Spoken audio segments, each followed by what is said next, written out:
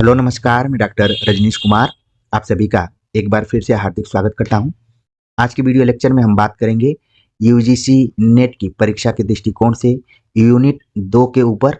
और इस यूनिट में हमें हिंदी साहित्य का इतिहास पढ़ना है और इस पर हमने एमसीक्यू प्रश्नों को तैयार किया है।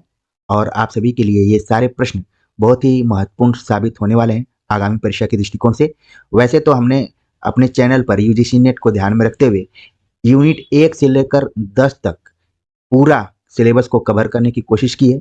अगर आपको समय मिले तो इससे जुड़ी हुई प्लेलिस्ट जरूर देखिए। हो सकता है कि कई विद्यार्थियों को लगा होगा कि केवीएस के बाद यहाँ पर यूजीसी नेट की क्लास नहीं चलेगी, लेकिन शायद वो यहाँ पर हमें गलत समझ रहे थे।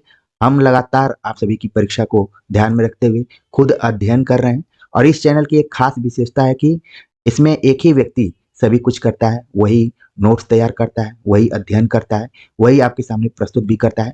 तो इसमें प्रामाणिकता की और सही जानकारी की 100% आपको गारंटी दी जा सकती है। ये उस तरीके का नहीं है कि मैटर कोई तैयार कर रहा है, प्रस्तुत कोई कर रहा है और प्रस्तुत करते समय अभिनय कोई कर रहा है। तो इस प्रामाणिकता को जरूर आप ध्यान में रखिए। हो सकता है कि आपको ये जो लेक्चर्स है थोड़ा सा लेट मिले, लेकिन परीक्षा के पहले मिल जाएगा, इतना विश्वास करके जरूर चलिए। तो पिछले जितने भी एमसीक्यू प्रैक्टिस सेट इत्यादि करवाए गए हैं उनको समय निकालकर प्लेलिस्ट आप चेक करते रहिए, खुद के लिए पढ़िए। आपको यहाँ पर केवल अपना कीमती समय देना है और जो भी आप कीमती समय दे रहे हैं उसके कर्ज को मैं नहीं चुका पाऊंगा, इसलिए खुद के लिए पढ़िए और निश्चित तौर पर आपको यहाँ लाभ मिलेगा। तो चलते हैं, हम बात करते हैं क्वेश्चंस के ऊपर और बीच बीच में आपको जहाँ भी जरूरत पड़ेगी मोटिवेट और गाइडेंस करने की कोशिश होती रहेगी। तो हम बात करते हैं पहले सवाल पर। पूछा गया है कि निम्नलिखित में से असत्य कथन है। ऑप्शन दिया गया है, हिंदी शब्द का प्रयोग हम सीमित अर्थों में करते हैं। हिंदी भारत की राजभाषा है। राजभाषा का अर्थ सरकारी कामकाज की भाषा से है। हिंदी भारत की संपर्क भाषा है। तो आप चारों कथनों को ध्यान में रख लिए होंगे और आपके दिमाग में आने लगा होगा कि आखिरकार असत्य कथन कौन है। कई विद्यार्थी इस असत्य कथन को एकदम से अपने दिमाग में फिक्स कर लिए कि यही ऑप्शन ए इसका सही जवाब होगा कि हम हिंदी शब्द का प्रयोग सीमित अर्थों में करते हैं। ये बिल्कुल गलत है, क्योंकि हिंदी शब्द का प्रयोग हम विविध अर्थों में करते हैं, चाहे वो राजभाषा के अर्थ में हो, चाहे वो राष्ट्रभाषा के अर्थ में हो, संपर्क भाषा के अर्थ में हो। ठीक है ना। तो अनेक अर्थों में हम प्रयोग करते हैं, इसलिए ऑप्शन ए क्या हो गया, गलत हो गया। बाकी आप ध्यान में रखिए आगामी परीक्षा के दृष्टिकोण से कि हिंदी भारत की राजभाषा है, जिसको कि आपने पढ़ा होगा कि अनुच्छेद 343 से 351 के बीच में संवैधानिक मान्यता दी गई है। और इसी उपलक्ष्य में 14 सितंबर को हम हिंदी दिवस भी मनाते हैं। राजभाषा का अर्थ कई बार पूछ लिया जाता है कि क्या होता है, तो सरकारी कामकाज की भाषा से इसका अर्थ लगाया जाता है। हिंदी भारत की संपर्क भाषा है। ये नीचे के तीनों कथन क्या है, सही है। तो असत्य कथन आपके दिमाग में आ गया होगा, इसका उत्तर भी आपको पता चल गया होगा। आगे बात करते हैं अगले क्वेश्चन के ऊपर। पूछा गया कि निम्नलिखित में से हिंदी प्रदेश के अंतर्गत नहीं आने वाला क्षेत्र है। तो आपको ध्यान में रखना है नहीं शब्द पे। और क्वेश्चन पूछा गया कि हिंदी प्रदेश के अंतर्गत कौन सा क्षेत्र नहीं आता है। ऑप्शन दिया गया हिमाचल प्रदेश, हरियाणा, दिल्ली, तमिलनाडु। तो जैसा कि हमने पहले क्वेश्चन पे ज्यादा समय लिया, दूसरा क्वेश्चन बहुत उस तरीके का नहीं है कि आपको समय लेना पड़े, आपके दिमाग में आ गया होगा। ऑप्शन डी इसका सही जवाब है, तमिलनाडु। आगे बात करते हैं अगले सवाल पर। पूछा गया कि हिंदी क्षेत्र की प्रमुख बोलियों में शामिल नहीं है। हिंदी क्षेत्र की प्रमुख बोलियों में शामिल नहीं है कुमायूनी, खड़ी बोली, भोजपुरी, उड़िया।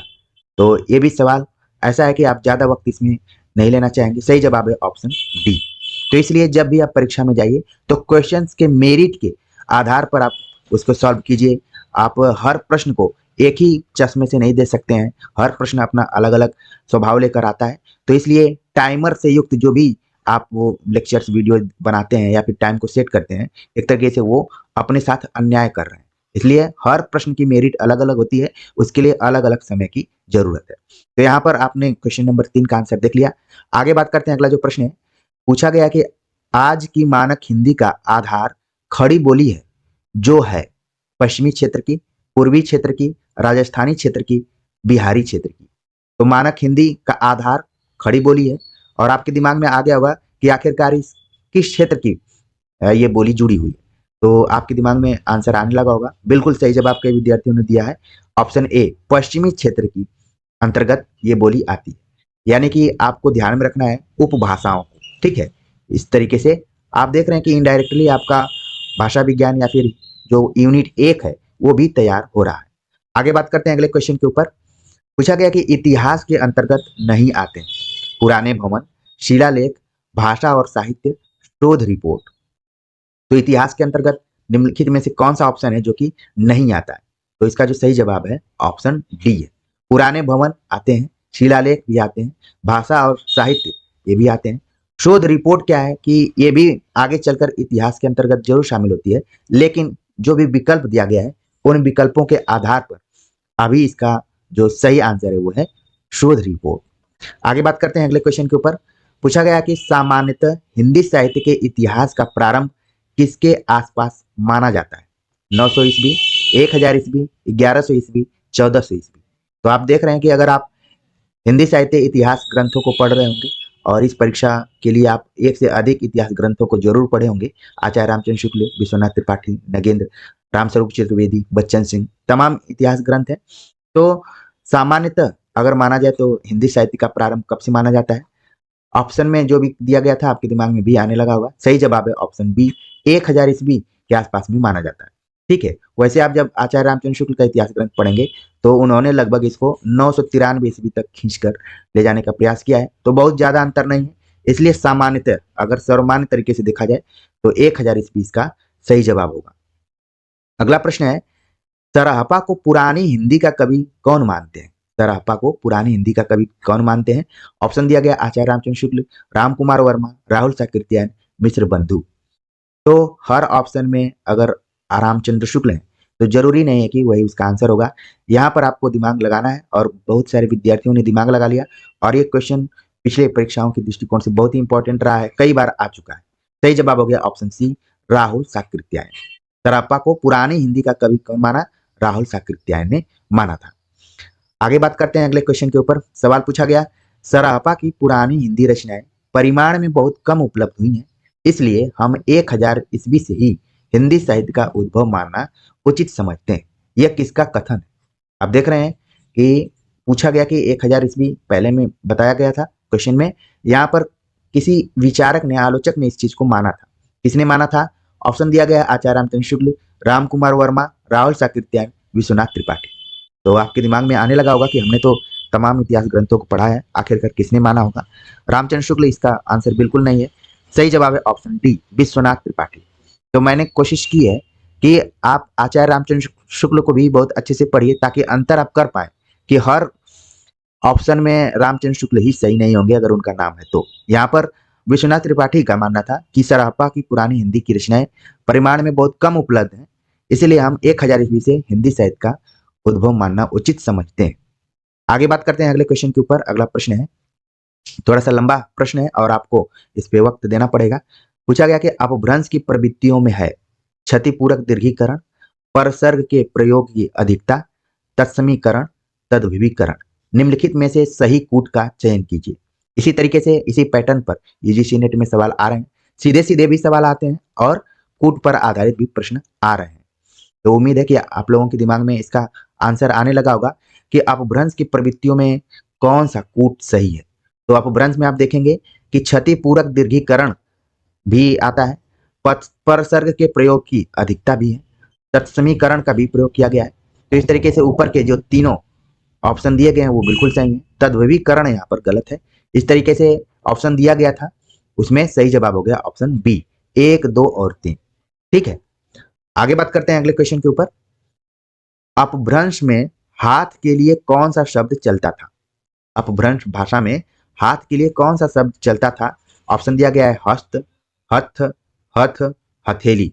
तो आपके दिमाग में आने लगा होगा कि आखिरकार वो कौन सा शब्द था जो कि हाथ के लिए अपभ्रंश में प्रयुक्त होता था। सही जवाब आप लोगों के दिमाग में आने लगा है, बहुत सारे विद्यार्थियों ने इसको टिक भी कर लिया होगा। सही जवाब है ऑप्शन बी, हथ का प्रयोग किया जाता था अपभ्रंश में हाथ के लिए। तो इस प्रश्न को जरूर ध्यान में रखिए, मे भी आ सकता है। अगला प्रश्न है, पुराने हिंदी शब्द का प्रयोग किया था चंद्रशर्मधर शर्मा गुलेरी, पंडित आचार्य रामचंद्र शुक्ल, पंडित हजारी प्रसाद द्विवेदी, पंडित मदन मोहन मालवीय। ऑप्शन को बहुत ही आपको प्यार से देखने की जरूरत है। और पुरानी हिंदी से संबंधित जो प्रश्न है ये हर बार एग्जाम में पूछा ही जाता है। लगभग इसकी जो आने की रेशियो वो 90% रहती है। इसका सही जवाब आप लोगों ने रट लिया होगा, याद कर लिया होगा, ऑप्शन ए, पंडित चंद्रधर शर्मा गुलेरी ने पुरानी हिंदी शब्द का प्रयोग किया था। और ये वही गुलेरी हैं जिनका संबंध हिमाचल से रहा है, लेकिन इनका जन्म कहाँ पर हुआ था अगर आप जानते हैं तो जरूर कमेंट्स कीजिए। आगे बात करते हैं। अगला प्रश्न है, पंक्ति दी गई है कि वर प्रमोदीय प्रथमाधिपति, पंक्ति उद्धृत है। बहुत छोटी सी पंक्ति है, लेकिन ये खास मैंने इतिहास ग्रंथ से इन सारे क्वेश्चंस को बनाए हैं, तो आप ही के लिए बनाया गया है कि अगर सवाल पूछ लिया जाए तो आप वहां पर आसानी से आंसर दे पाए। वर प्रमोदीय प्रथमाधिपति पंक्ति उद्धृत की गई। ऑप्शन दिया गया है पृथ्वीराज रासो, संदेश रासक, विशल देव रासो, परमाल रासो। तो कहां से ये पंक्ति उद्धृत है? सही जवाब है ऑप्शन ए, पृथ्वीराज रासो। बाकी पृथ्वीराज रासो के संदर्भ में जितने भी तथ्य हैं आप जरूर उसको ध्यान रखिए, क्योंकि ये आपके सिलेबस में भी लगा हुआ है। आगे बात करते हैं। अगला जो प्रश्न है, रामचंद्र शुक्ल ने विभिन्न कालखंडों के नामकरण का आधार किसको माना था?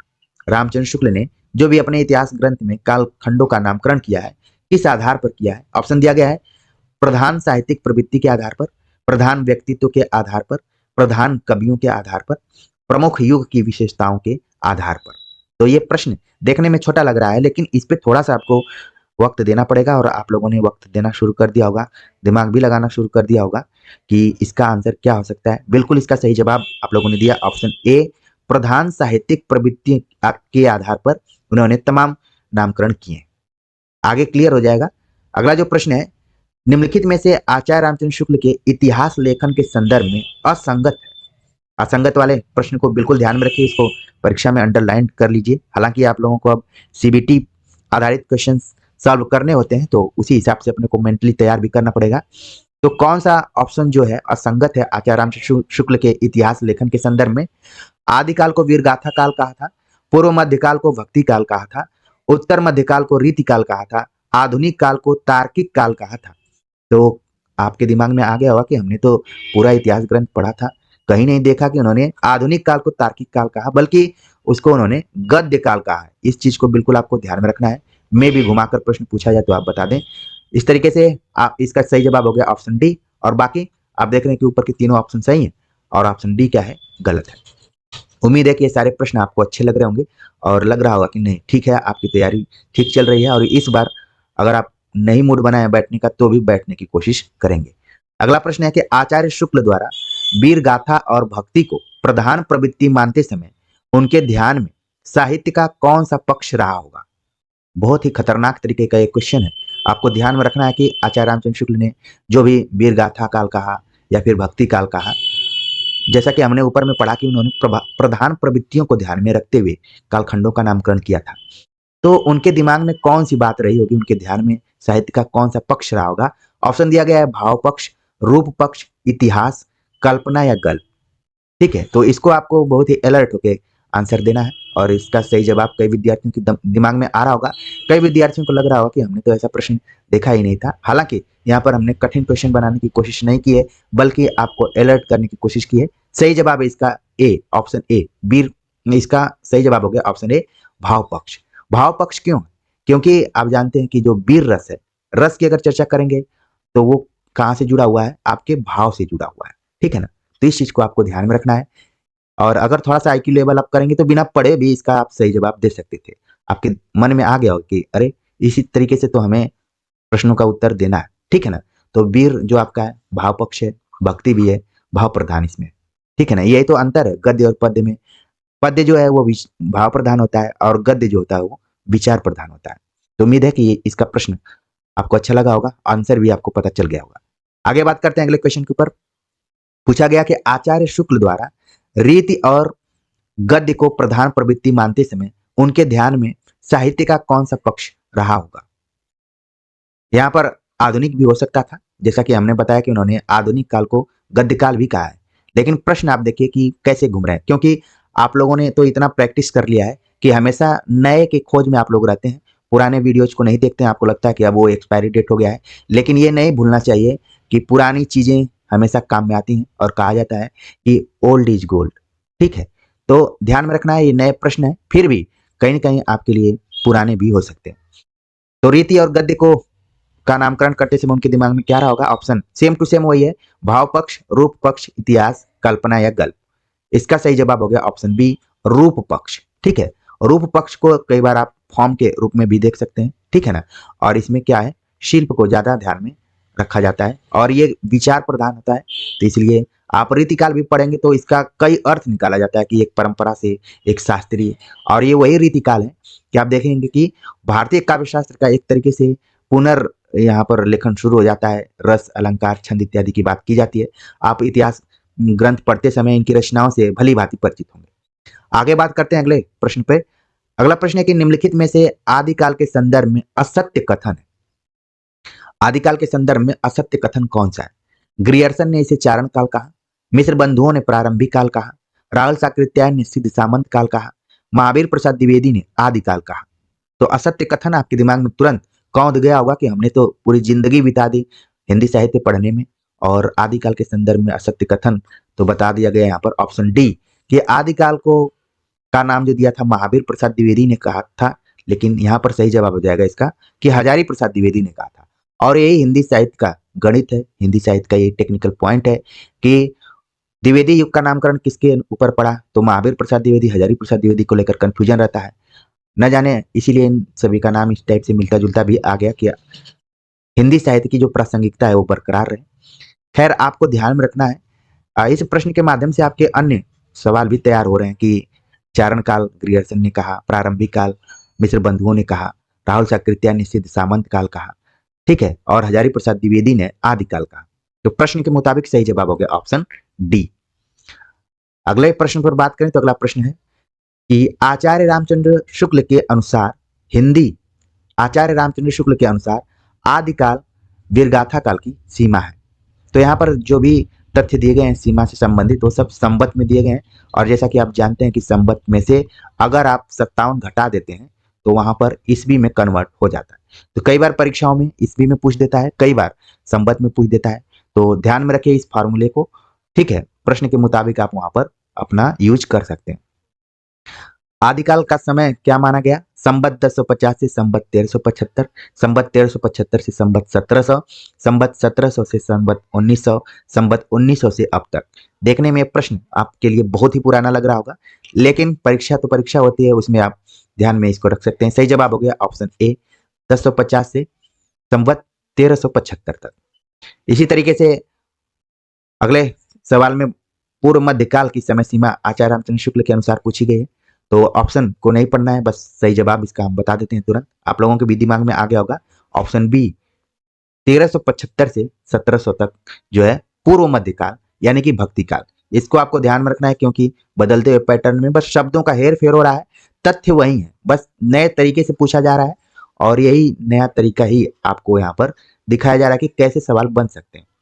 अगले सवाल पर बात करें तो अगला प्रश्न पूछा गया कि आचार्य रामचंद्र शुक्ल के अनुसार उत्तर मध्यकाल यानी रीतिकाल की समय सीमा है, और ऑप्शन सब वही दिए गए हैं, और आपके दिमाग में तुरंत आ गया होगा कि सर अब और आगे बढ़िए, हमारे पास समय नहीं है, और हमने इसका जवाब देख लिया है। सही जवाब हो गया ऑप्शन संवत 1700 से संवत 1900 तक, क्योंकि आप लोगों के पास समय का बहुत ही अभाव है, इसलिए क्वेश्चंस को हम इसका ऑप्शन पूरा नहीं पढ़ रहे हैं।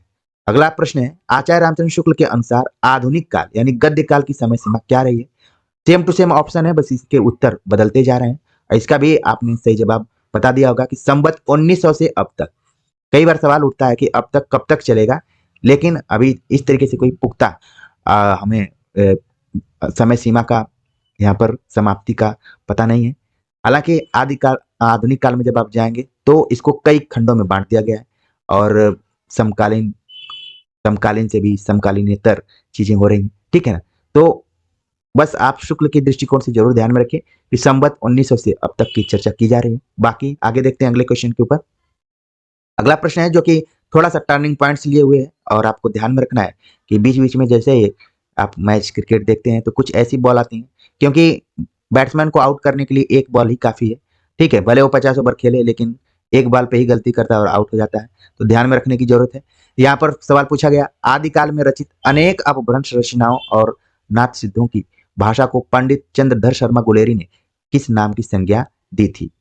संधा भाषा, पुरानी हिंदी, परवर्ती अपभ्रंश, देश भाषा। तो इसको थोड़ा सा आपको ध्यान में रखना है, जिस नए प्रश्न की खोज में रहते हैं वो ये नया प्रश्न है।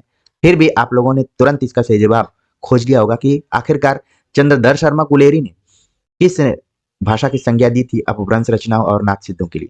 सही जवाब इसका हो गया ऑप्शन बी, पुरानी हिंदी। कई विद्यार्थियों के दिमाग में आ रहा होगा कि हमने तो नाथ सिद्धों की भाषा संध्या भाषा के रूप में पढ़ा था। बिल्कुल आप लोगों ने सही पढ़ा था, लेकिन वो अलग ढंग का है।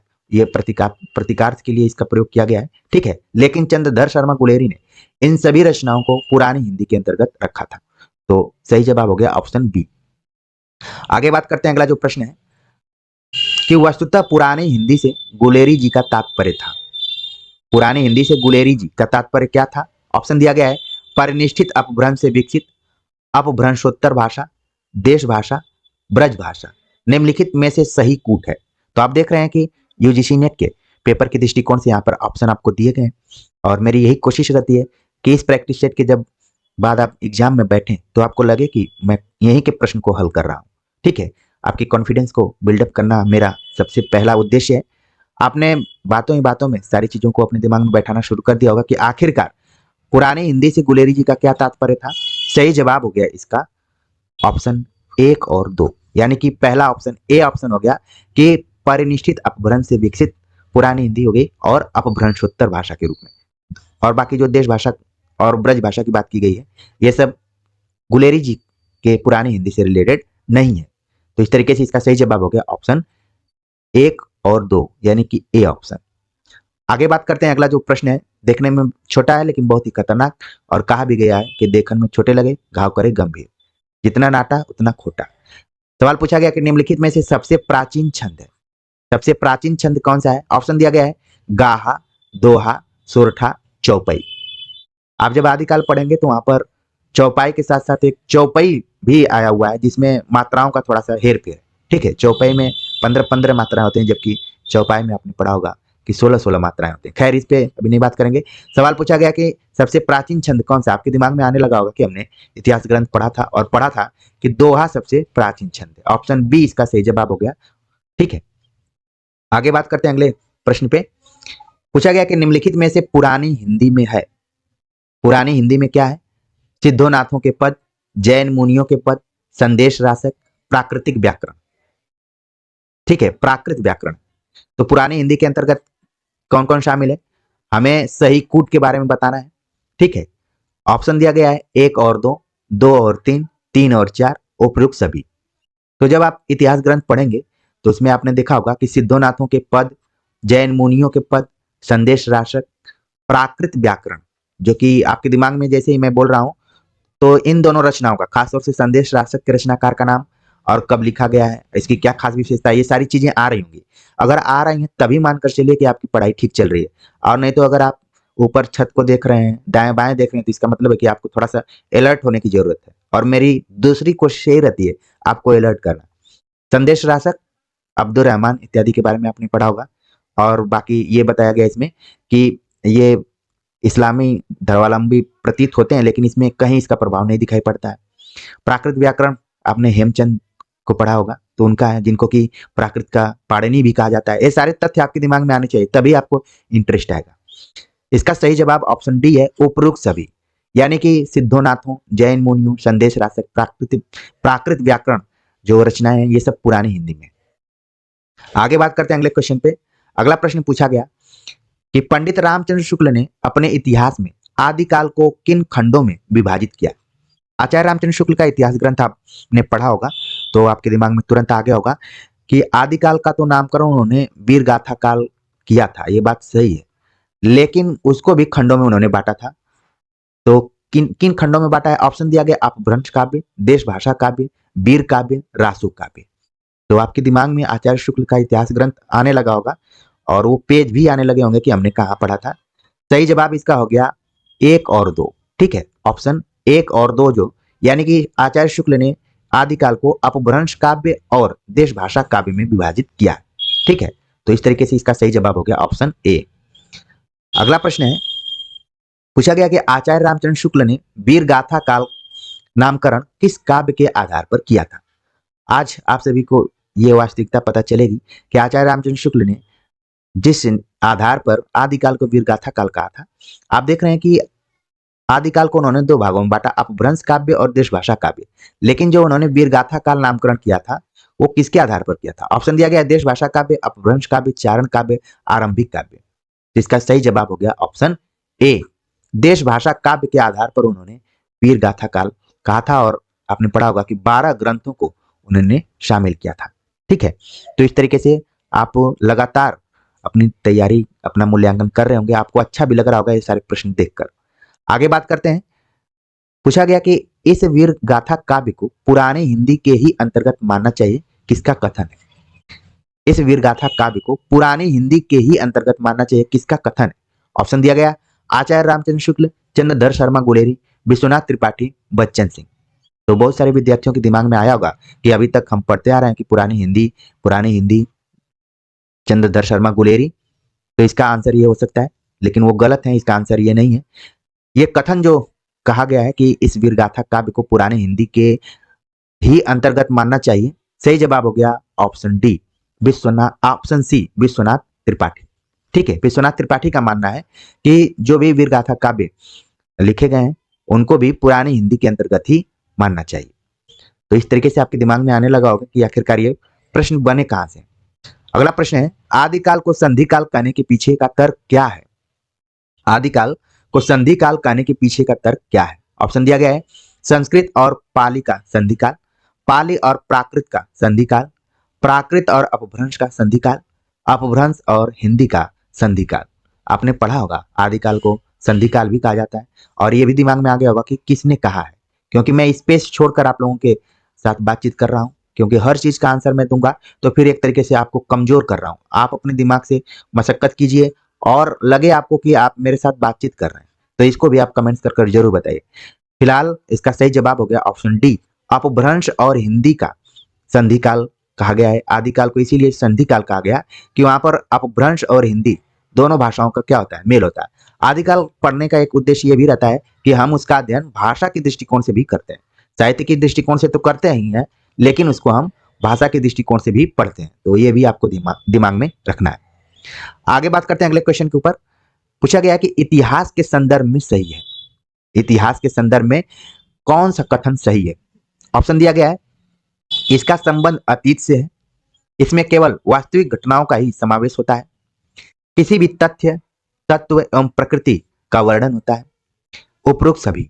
तो आमतौर पर जब भी ऑप्शन में उपरोक्त सभी रहते हैं तो उसका सही जवाब 95% वही होता है। बिल्कुल सही जवाब है।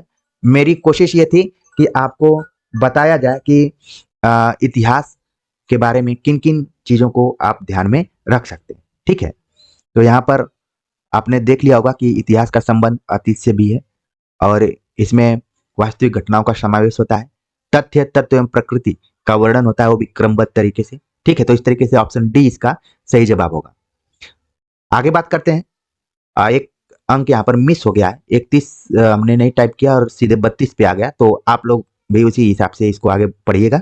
घबराने की जरूरत नहीं कि 31 वाला ऑप्शन कहाँ गया, क्योंकि कई विद्यार्थी हैं जिनका कि काक चेष्टा बको ध्यानम इसी 31 नंबर पर ही हो सकता है। तो प्लीज आप 32 को ही 31 मानिए, क्वेश्चन को देखना ज्यादा जरूरी है। प्रश्न पूछा गया है कि निम्नलिखित में से सर्वप्रथम किसने इतिहास दर्शन का प्रयोग करते हुए उसके अर्थ को केवल आलोचनात्मक या वैज्ञानिक इतिहास तक सीमित रखने का प्रयास किया? अब जिन प्रश्नों की श्रृंखला यहाँ पर शुरू हो रही है इतिहास की, वो आपके साहित्य, इतिहास, दर्शन से रिलेटेड है और ऐसे प्रश्न पढ़ने के बाद ही बनाए जा सकते हैं और आपको भी ये लग रहा होगा। तो किसने माना कि इतिहास दर्शन का प्रयोग करते हुए उसके अर्थ को केवल आलोचनात्मक या वैज्ञानिक इतिहास तक सीमित रखने का प्रयास किया? Voltaire, Hegel, Immanuel Kant, Karl Marx. Option देखने के बाद आपको लग रहा है कि कोई भारतीय इस पर नहीं विचार किया बल्कि यूरोपीय लोगों ने विचार किया है, तो इसका सही जवाब क्या हो सकता है? आप भी इंतजार कर रहे होंगे कि मैं तुरंत बताऊं। सही जवाब है ऑप्शन ए, वाल्टेयर। तो इसको ध्यान में रखिए कि वाल्टेयर ने इतिहास दर्शन का प्रयोग करते हुए उसके अर्थ को केवल आलोचनात्मक या वैज्ञानिक इतिहास तक सीमित रखने का प्रयास किया है। आगे बात करते हैं, बहुत ही इंपॉर्टेंट क्वेश्चन है यहाँ पर। पूछा गया कि इतिहास के प्रति भारतीय दृष्टिकोण कैसा रहा है? ऑप्शन दिया गया आदर्शमूलक, आध्यात्मवादी, यथार्थवादी, वैज्ञानिक। तो कैसा रहा है? इसको हमें सही कूट का चयन करते हुए बताना है। तो इतिहास के प्रति भारतीय दृष्टिकोण कैसा रहा, मैंने ऑप्शंस को पढ़ दिया। कूट दिया गया है यहाँ पर कि 1 और 2, 2 और 3, 3 और 4, 1 और 4। तो आपका दिमाग भी यहाँ पर काम करना शुरू कर दिया होगा कि आखिरकार आपने जो पढ़ा था कि भारतीय दृष्टिकोण इतिहास के प्रति क्या रहा है। सही जवाब है कि आदर्शमूलक और आध्यात्मवादी रहा है। ठीक है, भारतीय दृष्टिकोण इतिहास के प्रति आदर्शमूलक और आध्यात्मवादी रहा है। इसको जरूर ध्यान में रखिए, ये परीक्षा के दृष्टिकोण से इंपॉर्टेंट है। तो इस तरीके से सही जवाब हो गया ऑप्शन ए, 1 और 2। अब इस तरीके के प्रश्नों को आप टाइमर के द्वारा नहीं सॉल्व कर सकते, क्योंकि टाइमर एक बार फिक्स कर दिया जाता है तो हर प्रश्न के लिए 10 सेकंड दे दिया जाता है। तो बताइए, हर प्रश्न अगर 10 सेकंड में आप सॉल्व कर लें तो आपको 2 घंटे पढ़ने की जरूरत नहीं है, तुरंत आप सॉल्व करके बैठे रहेंगे। इसलिए हर प्रश्न को आप मेरिट के दृष्टिकोण से सॉल्व करिए, अपने दिमाग को स्थिर रखिए। जल्दीबाजी में सॉल्व करके कोई पुरस्कार तो मिलना नहीं है बाकी, ठीक है। तो इसलिए धैर्य बनाकर क्वेश्चंस को सॉल्व कीजिए। आगे बात करते हैं। पूछा गया कि इतिहास के प्रति पाश्चात्य दृष्टिकोण कैसा रहा है। हमने अभी भारतीय दृष्टिकोण के बारे में बातचीत की, यहां पर देखिए सवाल पूछा गया कि पाश्चात्य दृष्टिकोण कैसा रहा है। ऑप्शन दिया गया है आदर्शवादी, यथार्थवादी, अनुसंधान परक, गवेषणात्मक। तो पाश्चात्य दृष्टिकोण कैसा रहा है, ऑप्शन दिए गए और हमें सही कूट का चयन करना है कि 1 और 2, 2 और 3, 2, 3 और 4, 3 और 4। तो ऑप्शन थोड़ा सा चेंज हुआ है यहाँ पर।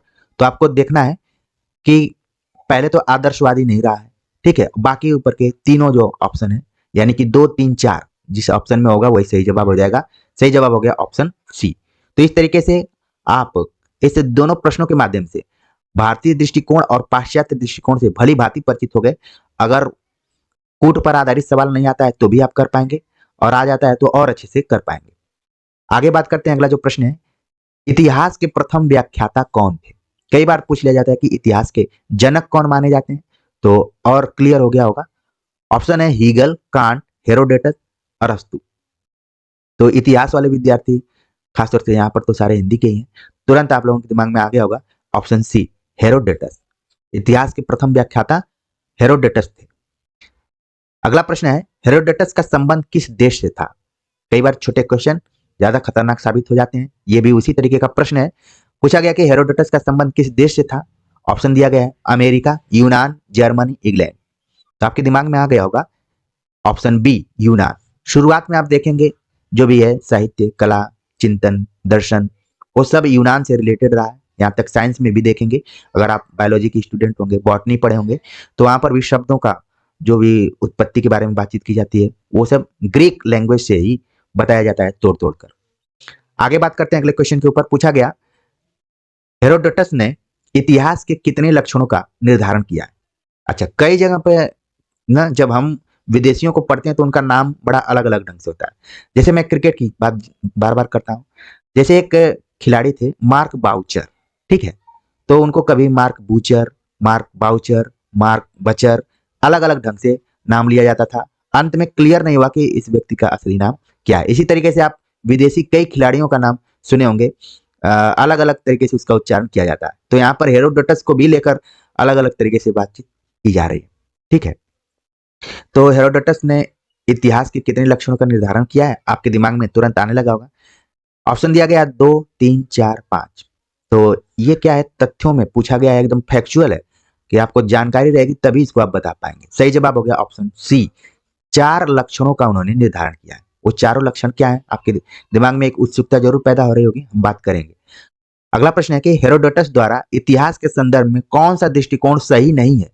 हेरोडोटस द्वारा इतिहास के संदर्भ में कौन सा दृष्टिकोण सही नहीं है। ऑप्शन दिया गया इतिहास वैज्ञानिक विद्या है, इतिहास मानवीय विद्या है, इतिहास तर्कसंगत विद्या है, इतिहास आध्यात्मिक विद्या है। ऑप्शन को पढ़ने के बाद हमें एक बार जरूर क्वेश्चन पे जाना चाहिए, जिससे कि पता चले कि सही दिशा क्या है, हमें नहीं बताना है। तो इसका सही जवाब हो गया ऑप्शन डी। हेरोडोटस ने माना था कि इतिहास वैज्ञानिक विद्या है, इतिहास मानवीय विद्या है, इतिहास तर्कसंगत विद्या है, और उन्होंने कहा कि इतिहास शिक्षाप्रद विद्या है, ठीक है। तो इसी चीज को हटाकर यहाँ पर आध्यात्मिक जोड़ दिया गया था, और आपको पता चल गया चारों जो दृष्टिकोण थे जो निर्धारण किए थे हेरोडोटस, उनसे आप परिचित हो गए होंगे बिना किसी क्लास के, ठीक है, क्योंकि हमने बड़ा ही गंभीर अध्ययन किया इस क्वेश्चन को बनाने के लिए। आगे बात करना चाहता हूं अगले प्रश्न पे पूछा गया कि निम्नलिखित में से किस इतिहासकार का यह मानना था कि इतिहास का संबंध न केवल अतीत से अपितु वर्तमान से भी स्थापित होता है। अभी तक आप लोग यही जानते थे कि इतिहास का संबंध अतीत से होता है, लेकिन विचार करने वाले तो लगातार विचार करते रहे। वर्तमान समय में भी इतिहास को लेकर चर्चा हो रही है, लेकिन सवाल पूछा गया यहाँ पर कि किस विद्वान ने यह माना कि इतिहास का संबंध न केवल अतीत से बल्कि वर्तमान से भी स्थापित होता है। Kant, Vico, Taine, Hegel. Option को देखने के बाद आपको लग रहा है कि ये विदेशी लोग ही ज्यादातर इसके बारे में इस तरीके से चिंतन कर सकते हैं।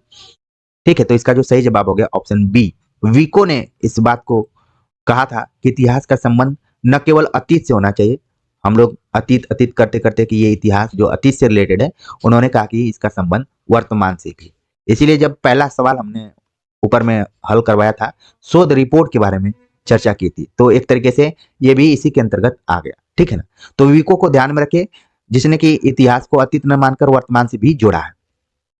आगे बात करते हैं। अगला जो प्रश्न है कि निम्नलिखित में से किस इतिहासकार का मानना था कि सृष्टि का बाह्य विकास प्रकृति की आंतरिक विकास प्रक्रिया का प्रतिबिंब मात्र है, अतः इतिहास को भी इसी रूप में ग्रहण किया जाना चाहिए। Kant, Vico, Taine, Hegel. तो ये किसका मानना था? आपके दिमाग में इसका सही जवाब आने लगा होगा।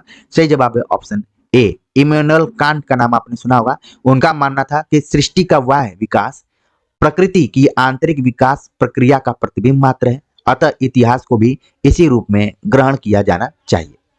अगला जो प्रश्न है, पूछा गया कि निम्नलिखित में से किस इतिहासकार का मानना था कि इतिहास केवल घटनाओं का अन्वेषण एवं संकलन मात्र नहीं है, अपितु उसके भीतर कारण कार्य की श्रृंखला विद्यमान है। ठीक है, तो आप देख रहे हैं कि लगातार इतिहास को लेकर अलग अलग विचारकों ने अलग अलग अपने दृष्टिकोण को दिया है, और क्योंकि हमें हिंदी साहित्य का इतिहास दर्शन पढ़ना है, तो इसके लिए हमें इतिहास की भी जानकारी होनी चाहिए थोड़ी बहुत। तो किसका मानना था? अभी तक हम लोगों ने यही ध्यान में रखा था कि इतिहास केवल घटनाओं का अन्वेषण और संकलन मात्र है, लेकिन यहाँ पर बोला गया कि संकलन मात्र नहीं है, उसके भीतर कार्य कारण की श्रृंखला विद्यमान है। किसने कहा था? ऑप्शन दिया गया कांट, विको, टेन, हीगल। तो इसका सही जवाब हो गया ऑप्शन डी। हीगल का मानना था कि कार्य कारण सिद्धांत पर आधारित है इतिहास। आगे बात करते हैं अगले क्वेश्चन के ऊपर। द्वंद्वात्मक पद्धति पर इतिहास को समझने का प्रयास किसने किया था? Kant, Vico, Taine, Hegel. तो इसका सही जवाब हो गया द्वंद्वात्मक पद्धति पर इतिहास को समझने का प्रयास किया ऑप्शन डी, हीगल ने। और इसको आप कार्य कारण सिद्धांत से भी जोड़ सकते हैं। ठीक है, आगे बात करते हैं अगले क्वेश्चन के ऊपर। विकासवादी सिद्धांत की स्थापना के द्वारा इतिहास को एक नूतन दृष्टि, शक्ति व गति प्रदान किसने की थी? विकासवादी सिद्धांत की स्थापना के द्वारा इतिहास को एक नूतन दृष्टि, शक्ति व गति किसने प्रदान की थी? ऑप्शन दिया गया है कांट, विको, हीगल, डार्विन। तो विकासवादी सिद्धांत की जब भी चर्चा की जाती है तो उसका नाम डार्विन से जोड़ा जाता है। ठीक है, तो डार्विन का विकासवादी सिद्धांत बिल्कुल ध्यान में रखिए। आगे बात करते हैं अगले क्वेश्चन के ऊपर। अगला प्रश्न है, किसी भी जाति के साहित्य का इतिहास उस जाति के सामाजिक एवं राजनीतिक वातावरण को ही प्रतिबिंबित करता है, या साहित्य की प्रवृत्तियां संबंधित समाज की प्रवृत्तियों की सूचक होती हैं? इस धारणा को एक सुव्यवस्थित सिद्धांत के रूप में किसने प्रतिष्ठित करने का प्रयास किया?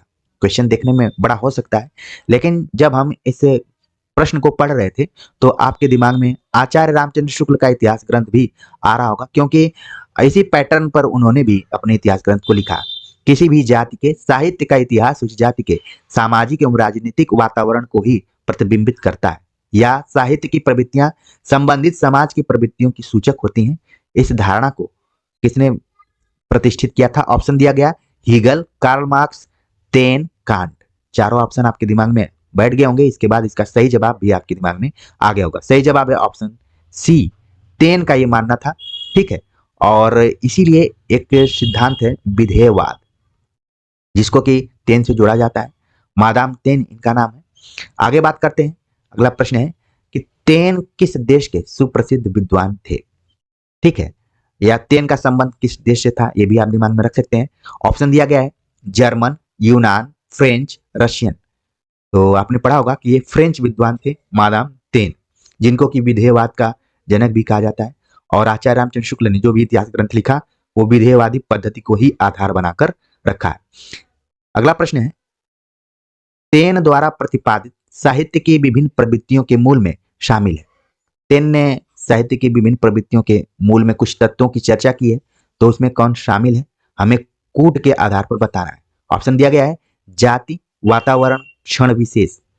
तो इसमें से कौन सा तत्व शामिल है, कौन सा नहीं है। ऑप्शन दिया गया है 1 और 2, 2 और 3, 1, 2 और 3, 1 और 3। तो आप देख रहे हैं कूटों को आपने देखा होगा और इसके हिसाब से आपके दिमाग में आने लगा होगा कि तेन का हमने जो पढ़ा था कि विभिन्न प्रवृत्तियों के मूल में निम्नलिखित तत्व शामिल है, उसमें जाति पढ़ी थी, वातावरण पढ़ा था, क्षण विशेष पढ़ा था। ठीक है, तो इस तरीके से इसका सही जवाब हो गया ऑप्शन सी 1, 2, 3। अगला प्रश्न है, निम्नलिखित में से किस विद्वान ने तेन के द्वारा प्रतिपादित सिद्धांत की आलोचना की। हीगल, हडसन, कार्ल मार्क्स, काफे। तो तेन ने जो भी सिद्धांत दिया उसका विरोध यानी आलोचना एक तरीके से की, किसने की। सही जवाब है ऑप्शन बी, हडसन ने की थी। अगला प्रश्न है, निम्नलिखित में से मार्क्सवाद से संबंधित है। द्वंदात्मक भौतिक विकासवाद, वर्ग संघर्ष, आर्थिक परिस्थितियां। तो मार्क्सवाद की जब भी चर्चा की जाती है तो उसमें कौन सा तथ्य सही है, सही कूट का चयन हमें करना है। ऑप्शन दिया गया है 1 और 2, 2 और 3, 1, 2 और 3, 1 और 3। तो इस तरीके से इसका जो सही जवाब है ऑप्शन सी है 1, 2 और 3। यानी कि मार्क्सवाद की जब भी चर्चा की जाएगी तो आपके दिमाग में द्वंदात्मक भौतिक विकासवाद, वर्ग संघर्ष, आर्थिक परिस्थितियां आ जाएंगी। आगे बात करते हैं। अगला जो प्रश्न है यहाँ पर पूछा गया कि मनोविज्ञान, मनोविश्लेषण और अर्थ विज्ञान के आधार पर भी साहित्य के विभिन्न पक्षों के विशेषतः शैली पक्ष के विकास की व्याख्या निम्नलिखित में से किन विद्वानों ने की है। इस क्वेश्चन को एक बार और देखते हैं हम, और ये बहुत ही इंपॉर्टेंट क्वेश्चन है क्योंकि अगर आप पाश्चात्य काव्यशास्त्र पढ़ेंगे तो उसमें भी इन विचारकों का नाम आता है। और अगर आप यूपी जीडीसी का पेपर देखेंगे तो वहां पर मनोविज्ञान से संबंधित एक प्रश्न भी पूछा जा चुका था कि आलोचना को मनोवैज्ञानिक तरीके से या फिर मनोविज्ञान से किसने जोड़ा था। तो मेरा संकेत आप लोगों के दिमाग में आ गया होगा कि हाँ, कई विद्यार्थी हो सकता है कि इस पेपर को देखे भी होंगे। मनोविज्ञान, मनोविश्लेषण और अर्थ विज्ञान के आधार पर भी साहित्य के विभिन्न पक्षों के विशेषतः शैली पक्ष के विकास की व्याख्या निम्नलिखित में से किन विद्वानों ने की। ऑप्शन दिया गया I A Richards, William Empson, C S Lewis. तो इन तीनों के नाम के आधार पर हमें सही कूट का चयन करना है। तो ऑप्शन दिया गया 1 और 2, 2 और 3, 1, 2 और 3, 1 और 3, ये ऑप्शन दिए गए। तो इसका सही जवाब है कि 1, 2 और 3, यानी कि तीनों विद्वानों ने मनोविज्ञान को केंद्र में रखते हुए साहित्य के का मूल्यांकन करने की कोशिश की है। तो इस तरीके से ऑप्शन सी इसका सही जवाब हो गया। तो हमने आज के प्रैक्टिस सेट में लगभग 48 क्वेश्चन पर विचार किया। बहुत सारे विद्यार्थियों के दिमाग में आ रहा होगा कि 2 प्रश्न और रहता तो हम अर्धशतक कंप्लीट कर लेते, लेकिन मेरी कोशिश हमेशा रहती है कि आप लोगों के अंदर पढ़ने की भूख और प्रैक्टिस सेट और क्रिकेट जैसे आनंद लेने की भूख लगातार बनी रहे। और अंकों का क्या है, आज 48 है, अगले दिन 102 हो जाएगा, फिर कोई दिक्कत नहीं है। तो कमेंट्स कर जरूर बताइए कि ये प्रैक्टिस सेट सॉल्व करते हुए आपको कैसा लगा और आपकी तैयारी में कितना लाभ पहुंचाया, आपका मनोबल कितना बढ़ा है। तो लगातार जुड़े रहिए इस चैनल को, कोशिश कीजिएगा कि आजीवन आप इसके सदस्य बने रहें, ये नहीं कि बीच में छोड़कर चले जाएं, क्योंकि आपका जुड़ना ही मेरा मनोबल बढ़ाता है। तो इन सारी चीज़ों को आप बिल्कुल ध्यान में रखिए और समय समय पर कमेंट्स करते रहिए और अपने दोस्तों को भी इसके बारे में बताइए। तो मिलते हैं एक नए टॉपिक के साथ, तब तक के लिए नमस्कार।